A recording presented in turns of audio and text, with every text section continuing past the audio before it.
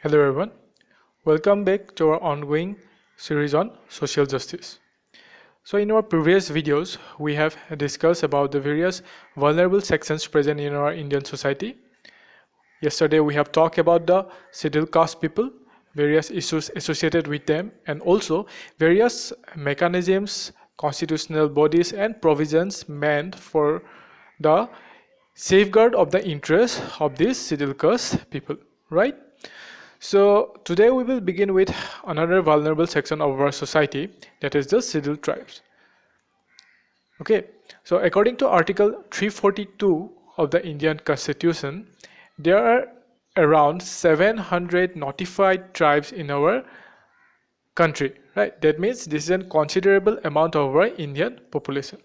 Okay, now a formal definition of the tribe includes: tribes were defined as communities that did not practice a religion with a written text. That means most of the tribes practice totemism. Now, what does a totem mean? A totem basically is a particular symbol or any spirit that is considered as sacred by these tribes. Okay, now they worship such totems, and this form of belief is known as totemism. Okay. Next, they do not have a state or a political form of the normal kind, did not have sharp class divisions, and most important, they did not have caste and were neither Hindus or peasants, right? So we know that yesterday we have seen that the caste system is prevalent in almost every section of our Indian society, right? If we say every mainstream section of our Indian society. But a considerable or a striking factor is that this is absent in the or among the tribes. Okay, caste system is absent among the tribes. Okay, next one of the striking difference of the Indian tribes with the rest of the tribes in the world is that tribes in India are not homogeneous. That means the tribes in India are heterogeneous. Heterogeneous বুলি ক'লে কি বুজায়? That means even in a particular tribe, if we consider the Naga tribe, there are multiple sub-tribes. For example, the Konyak, Ao, Lotha, Angami, etc. Right? That's why we cannot call a particular tribe of India as homogeneous. In fact, it is heterogeneous. Right?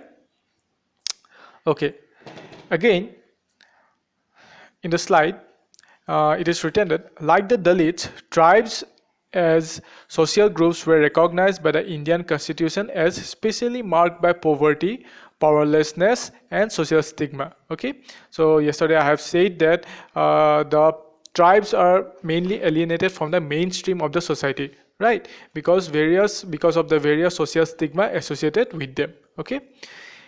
Next, they were believed to be people of the forest. This is a tagging. This is a common tagging that that the tribes get from the people or from the people belonging to the other caste, right?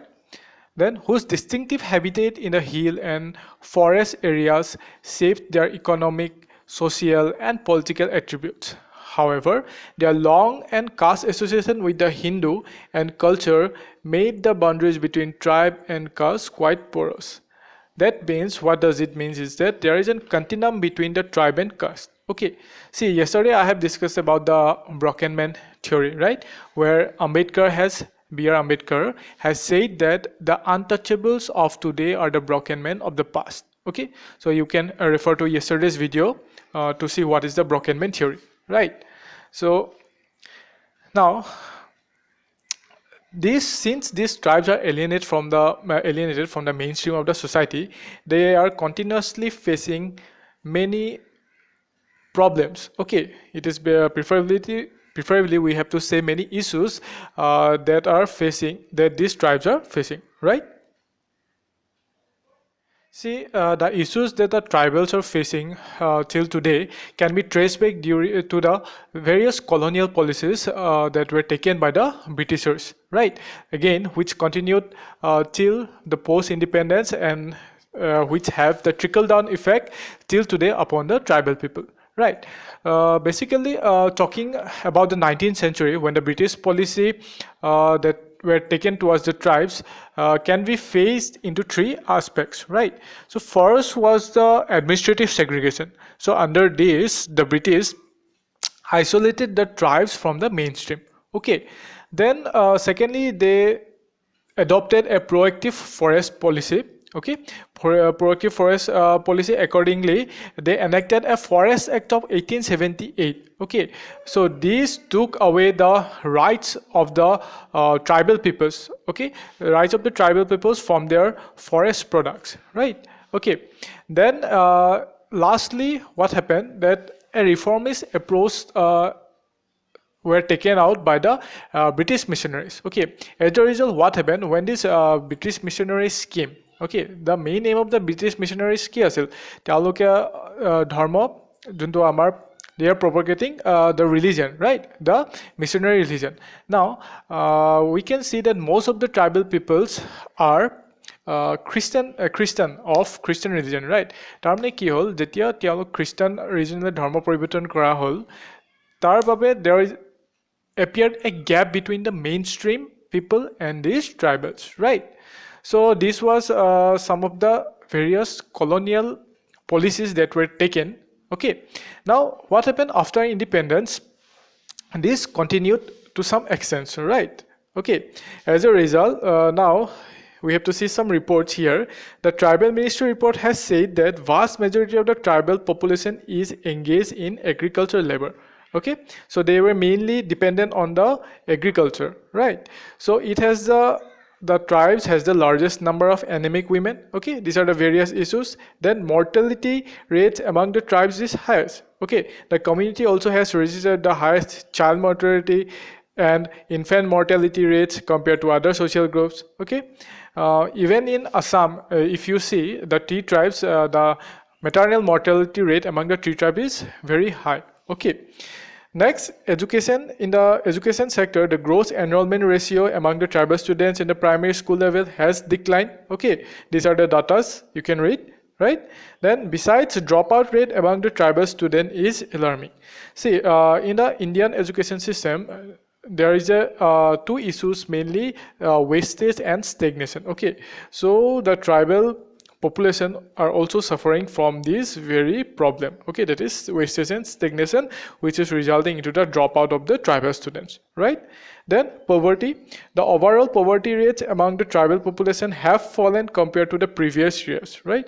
They remain relatively poor when weighed against other social groups. Okay, next came the health infrastructure. It has been found wanting in the tribal areas.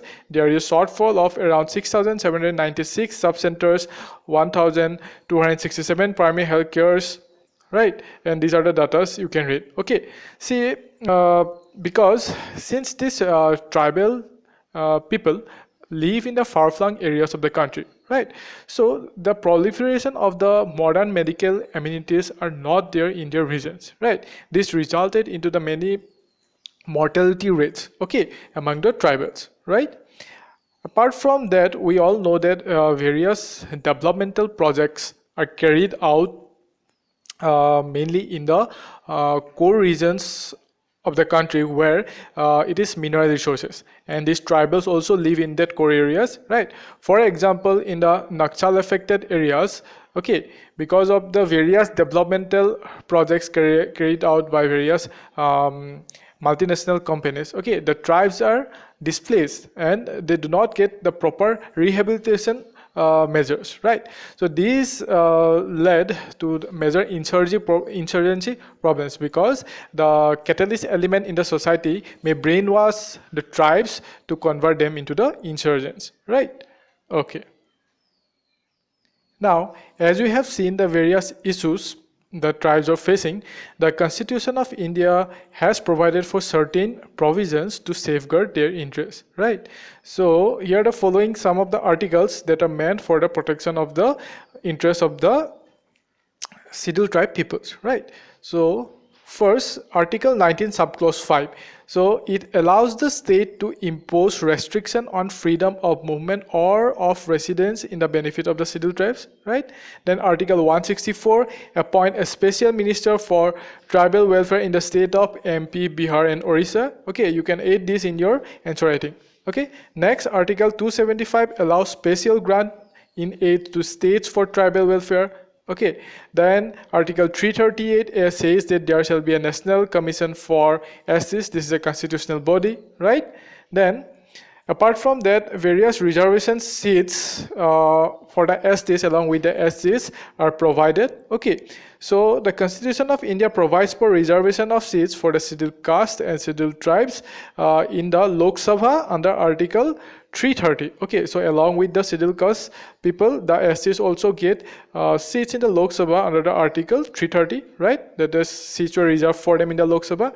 Then in the state assemblies, that is, there is an exception here, except in autonomous districts of Assam, where there is only ST reservation, the Article 332 provides for reservation of seats for the STs in the state assemblies. Okay, then to take the democracy to the grassroots level, okay, to the grassroots level, there is an Gram Sabha and Panchayat enacted under Article 243 subclause D. So this is also available for the tribal peoples. Okay, basically the system of PESA. Okay, PESA, that is Panchayat extension to the scheduled tribe areas, was enacted under this.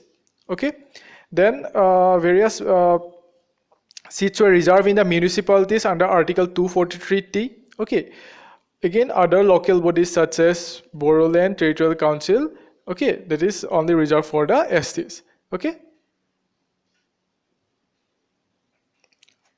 now let's see some of the welfare schemes, laws, mechanisms and bodies and institutions meant for these scheduled tribes, right? Now mainly we have heard about the 5th schedule and 6th schedule areas, okay, in the Constitution of India, right? There are 12 schedules, okay. In the 12 schedules of the Constitution of India, basically mention was made about 5th and 6th schedules for the scheduled tribe people, right? So here you can read, in order to protect the interests of the scheduled tribes with regard to land alienation and other social factors, provisions of 5th schedule and 6th schedule have been enshrined in the Constitution, right?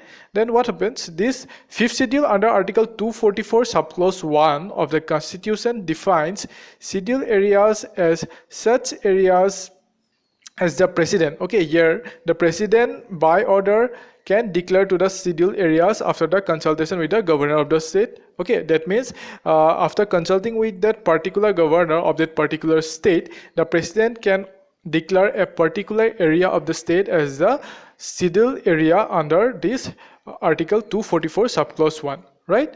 Then comes 6th schedule, which is under Article 244 subclause 2 of the Constitution. So this relates to those areas in the states of Assam, Meghalaya, Tripura and Mizoram. Okay, only in the 4 states it is there, right? 4, that is the northeastern states, which are declared as tribal areas and provides for district councils and regional councils for such areas. Okay, so these councils have been conferred with wide-ranging legislative, judicial and executive powers, right? See, the whole of Assam does not come under this 6th schedule area. Only the North Kachar Hill district, the Karbi Anglong district and the Bodoland territorial area districts comes under this 6th schedules. Okay, so keep this in mind. This may come in the prelims exam, right?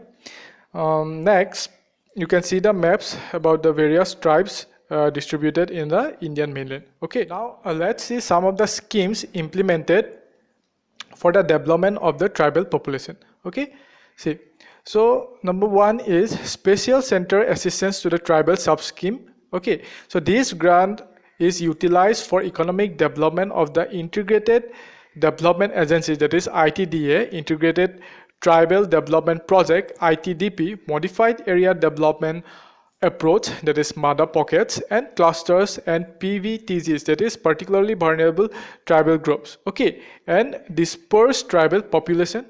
Secondly, different granting aids under Article 275 subclause 1 of the Constitution are provided to the tribes. Okay. Also, various scheme of granting aid to voluntary organization working for the welfare of the scheduled tribes. Okay, various grants are provided to these volunteer organizations, right? Then, scheme of strengthening the education among the ST girls in low literacy districts. Okay, so in the issues we have seen that there is an issue associated with the education of these scheduled tribe people, right? So again, scheme of vocational training in the tribal areas, right? Vocation means to improve their skills. Okay, now when these tribals will be adapt with proper set of skills needed for the industries, they will be what happened, they will get jobs in these different industries. As a result, they can come out from the poverty, right? Then development of particularly vulnerable tribal groups. Okay, then schemes for various girls and boys hostels for STs. So if you go to Guwahati University, you will see a separate hostel for these ST and ST boys and girls, right? Then various scholarship schemes, right? Then support to tribal research institute, right? Then apart from that, mechanism for marketing of minor forest produce through minimum support price and development of value chain for the minor forest products. Okay, this is again aimed to improve their economic status, right? When they will deal with their forest products and they will get value of this in the market, right? Then National Scheduled Tribes Finance and Development Corporation under the Ministry of Tribal Affairs. Okay, so these are the various schemes that you can aid in your answer writing, since this will add value to the answer, right? Then apart from that, for the women empowerment among the tribal people, right? So women empowerment is an important topic. Okay, a scheme is implemented, for example, Adivasi Mahila Sasaktikaran Yojana, right? Then microcredit scheme for self-help groups. Okay, so we will study about the self-help groups in our governance sections in details, right? Then Tribal Cooperative Marketing Development Federation of India, TRIFED. So this is a very important. So the ultimate objective of TRIFED is socio-economic development of the tribal people in the country by way of marketing development of the tribal products, right?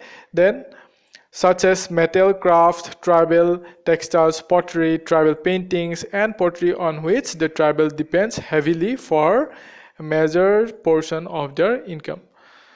Okay, so these are some of the issues that are associated with the tribes, various schemes implemented by the government of India, various constitutional provisions that are important for our exam, right? Okay, so also you can add various developments from the current affairs here. So I will make a different video on the current affairs associated with these vulnerable sections, right? Also, basically we have to read about the tribes of the Assam here. Okay, since in our paper 6, okay, in the new syllabus paper of our paper 6 of APSC, most of the things are basically aimed at covering the issues of Assam, right? So I will make a different video on the tribes of Assam too. Okay, so this video will be also important for the sociology optional students. Okay, so thank you for watching till now.